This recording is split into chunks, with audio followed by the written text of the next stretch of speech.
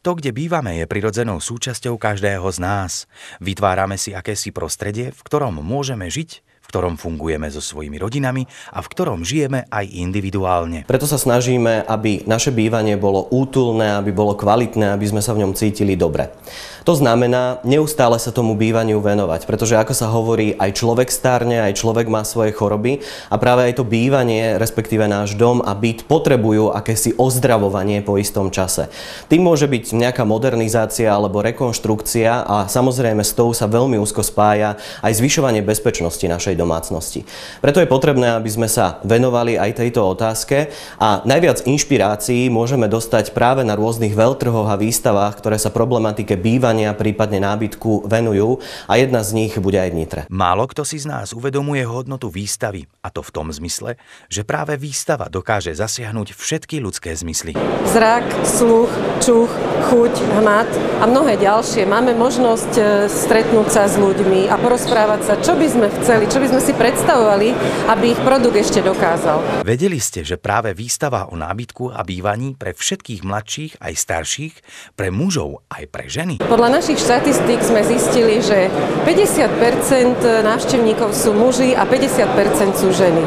To znamená, že obe pohlavia a vekové kategórie, no povedzme od tých najmenších, ktorí chodia s rodičmi pozrieť si výstavu, po tých v zrelom strednom veku, ktorí sa práve zariaďujú, až po tých najstarších seniorov. Akákoľvek modernizácia, prípadne rekonštrukcia, skvalitňovanie nášho bývania znamená aj investovanie finančných prostriedkov do tejto rekonštrukcie. Nie je to niekedy jednoduché, pretože väčšia rekonštrukcia znamená aj väčší obnos finančných prostriedkov, väčšiu investíciu, ktorú častokrát mnohí z nás nemajú.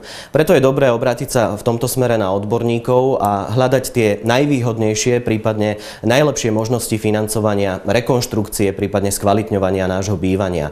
Jedným z takýchto finančných nástrojov je aj stavebné sporenie, ktoré už vyše 23 rokov ponúka možnosti, ako skvalitniť naše bývanie, zrekonštruovať ho, zmodernizovať ho. 26. ročník veľtrhu nábytku, ktorý sa v marci bude konať v Nitre, bude mať čo svojim návštevníkom ukázať.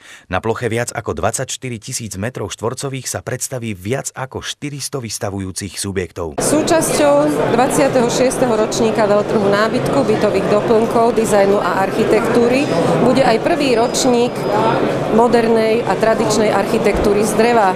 Nazvali sme ho Drevodomy a odštartuje, dúfam, dobrú etapu nových súvýstav. Ak hovoríme o bezpečnosti bývania, tak myslíme tým komplexnú bezpečnosť. A to? V zabezpečení nášho bývania si musíme dávať pozor aj na prevenciu proti požiarom, prípadne nejakým elektrickým skratom, vniknutiu nepovolených osôb do našej domácnosti.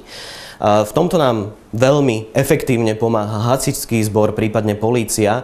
Preto súčasťou výstavy o nábytku a bývaní v Nitre bude aj policajný zbor, prípadne hasičský zbor, ktorý predvedie rôzne ukážky svojho umenia, ak to tak môžem povedať.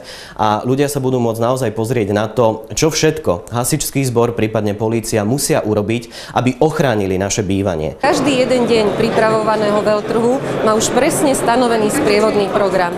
Či už to bude program pre laikov, pre odborníkov, alebo proste prevencia pre všetkých. Práve takýto preventívny projekt bude mať svoje ukážky každý deň. Budú to ukážky policajného zboru, hasičského a záchranného zboru, či dokonca hypológie. A preto aj stavebná sporiteľňa spolupracuje na projekte Bývajme bezpečne, v rámci ktorého sú zorganizované aj hasičský zbor, prípadne policajný zbor, ktorí nám pomáhajú robiť akúsi edukáciu, informovanosť medzi obyvateľstvom, aby ľudia vedeli, akým spôsobom si môžu svoje bývanie zabezpečiť. Všetky tieto prvky, všetky tieto ukážky budú aj súčasťou veľtrhu o bývaní v Nitre. Počas výstavy Nábytok a bývanie v Nitre bude prezentovaná práca hasičského záchranného zboru pri zdolávaní požiarov v bytových domoch. V rámci ukážok budú môcť návštevníci vidieť vznik požiaru na 6. podlaží v 8-podlažnom bytovom dome. Činnosť hasičov bude zameraná na likvidáciu požiaru a následnú evakuáciu osoby ohrozenej požiarom. Návštevníci budú môcť ďalej vidieť prvky protipožiarnej ochrany stavieb a dozvedieť sa informácie o požiadavkách na ochranu pred požiarmi v stavbách určených na ubytovanie a bývanie osôb. Informácie im podajú príslušníci z hasičského záchranného zboru.